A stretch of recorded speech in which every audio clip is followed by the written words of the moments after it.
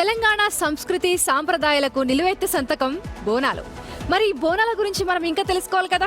Yes, మా reporter రానా రెడీగా ఉన్నారు. అక్కడ ఆ ఏర్పాట్లు ఎలా ఉన్నాయి, అమ్మవారి దర్శనం ఎలా జరుగుతుందో మనకు చెప్పడానికి. సో రానా, ఇప్పుడు అయితే అందరూ ఆడపిల్లలందరూ అమ్మవార్ల రూపాలుగా రెడీ అయి వస్తున్నారు. సో అక్కడ కోలాహలం ఎలా ఉంది?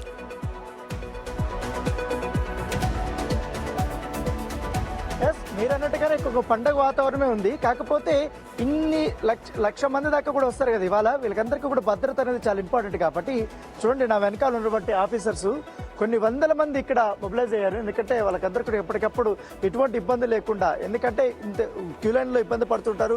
కొంతమంది పిక్ ప్యాకెటర్స్ ఉంటారు, వాళ్ళని పట్టుకోవాల్సి అవసరం ఉంటుంది. సో దాంతోపాటు బందోబస్తు కూడా ఏర్పాటు చేయాలి కదా. సో మొత్తం ఈ అరేంజ్మెంట్స్ అంతా కూడా వాళ్ళే చూసుకుంటున్నారు. సో మనం విజువల్లో చూస్తున్నాం. డీసీపీ కూడా ఇక్కడే ఉన్నారు. దాంతోపాటు మిగతాకు సంబంధించిన ఆఫీసర్స్, ఏసీపీలు కానీ వీళ్ళందరూ కూడా ఇక్కడ ఉన్నారు. సో ఉదయం నుంచి కూడా వీళ్ళు ఈ భద్రతకు సంబంధించిన మొత్తం అంతా కూడా పర్యవేక్షిస్తున్నారు. మరి కాసేపట్లో వీఐపీ మూవ్మెంట్ కూడా స్టార్ట్ కాబోతుంది కాబట్టి సో వాళ్ళకందరికీ కూడా భద్రత కల్పించాలి. దాంతోపాటు సామాన్యులకి ఎటువంటి ఇబ్బంది లేకుండా కూడా చూడాల్సిన అవసరం కూడా ఉంటుంది.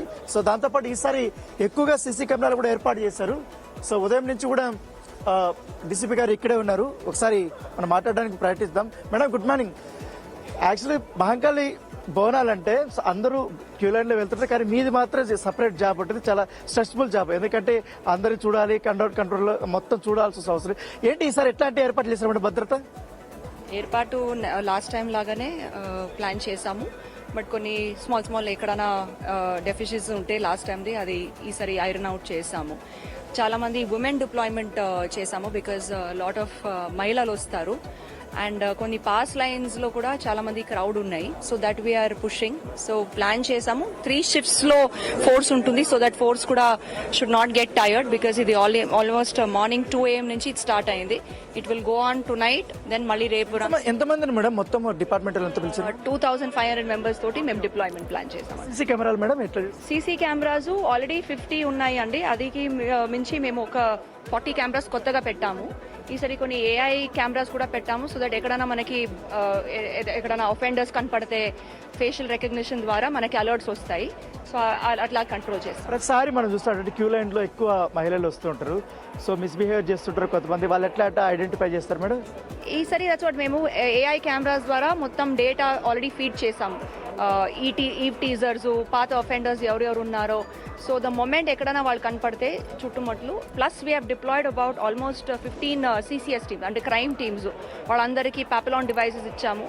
సో ఎక్కడైనా అనుమానం ఉంటే వాళ్ళని చెక్ చేస్తాము. వాళ్ళని అక్కడ ఇచ్చి తీసేస్తామండి. ఇప్పుడంటే కొంచెం ప్రశాంతంగా ఉంది. కాసేపట్లో వీఐపీ మొత్తం వస్తుంది. ఎట్లా వీళ్ళకి ఎందుకు ఇబ్బంది లేకుండా సపరేట్గా ఏమైనా ఏర్పాట్లు చేస్తున్నారా? ఎట్లా వీఐపీస్కి రోచా బజార్ నుంచి ఎంట్రన్స్ ఉంటుంది. అండ్ మీరు ప్రస్తుతం చూస్తున్నారు అక్కడ ఏది కూడా ట్రాఫిక్ లేదు. సో వీఐపీస్ని వచ్చిన వంటి మేము టైమింగ్స్ కూడా ఇచ్చాము. సో దట్ ఏమీ ప్రాబ్లం అవ్వకూడదు. అండ్ రోప్ పార్టీస్ ఎక్కువ ప్లాన్ చేసాం. సో దట్ వీఐపీస్ మీద చాలా మంది పడకూడదు అని.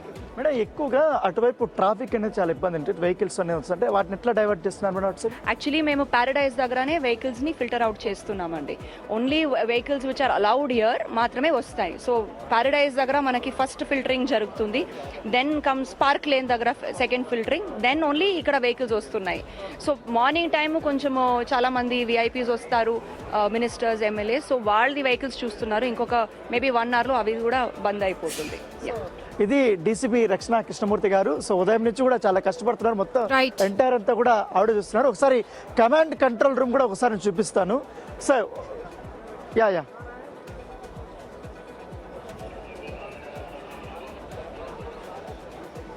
కంటిన్యూ రానా, ప్లీజ్ చెప్పండి.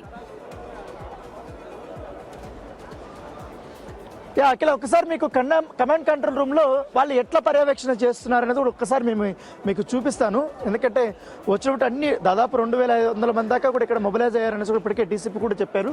సో ఇక్కడ కొంతమంది హైదరాబాద్ సిటీ పోలీసులు కూడా ఇక్కడ ఇంకా ఉన్నారు. సో చూడొచ్చు, ప్రతి ఒక్కటి కూడా ఇక్కడ సపరేట్ ఒక స్క్రీన్ కూడా ఏర్పాటు చేసుకున్నారు. దాంతోపాటు ఇక్కడ కూడా ఎప్పటికప్పుడు మానిటర్ కూడా చేస్తున్నారు. సో ఒకవేళ ఈ కమాండ్ కంట్రోల్ రూమ్లోనే ఇప్పుడు ఇక్కడ ప్రతి ఒక్కటి సీసీ కెమెరాలో మొత్తం చెక్ చేస్తున్నారు. సో ఇందాక డీసీపీ గారు చెప్పినట్టుగా ఏఐకి సంబంధించినటువంటి ఇదంతా కూడా ఫేస్ రికగ్నైజేషన్ చాలా ఈజీగా చేయొచ్చని కూడా చెప్తున్నారు. Thank you Rana.